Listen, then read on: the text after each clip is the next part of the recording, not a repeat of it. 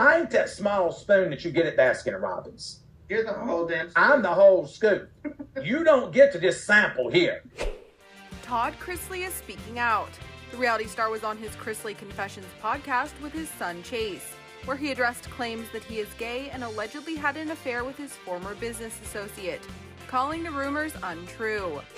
I was asked the other day, Todd, what is one of the worst things that has been said about you, or that you have struggled with the most? And I said, they said, is it the gay rumor? And I said, no, I've said that's never bothered me. I said, the thing that has insulted me the most is that out of all of these 54 years, for me to finally be accused of being with a man, it would be someone that looked like Mark Braddock. Yeah, exactly. I mean, a toad. I mean, somebody that looks like a thumb.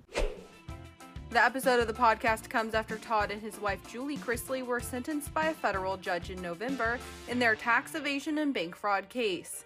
Todd received 12 years in prison and Julie received 7 years in prison, NBC News confirms. In June, the Chrisley Knows Best stars were found guilty in their tax evasion and bank fraud trial.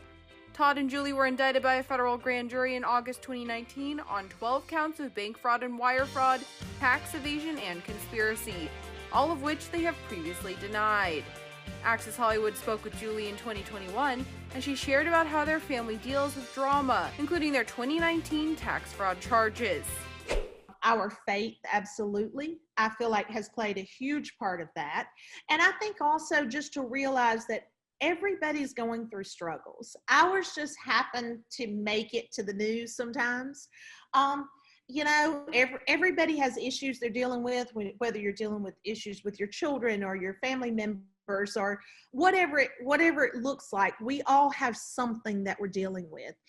But we are also believers that the things that we go through help us get where we want to be. And we have to learn from those issues and realize that we're no better than anybody else to have to go through trials and go through ups and downs and disappointments, that we're not immune to that any more than anybody else is, So I think it's just constantly reiterating to our children to be good, decent, kind people, to take care of those that can't take care of themselves, and that's what, and I think them seeing us be able to persevere and get through those tough times, I feel like will help them later in life, because, there's going to be a time when they're older and, good Lord willing, with families of their own, and, they're going to go through hard times. They're going to be like, but look, my mom and dad made it through this, I can do it.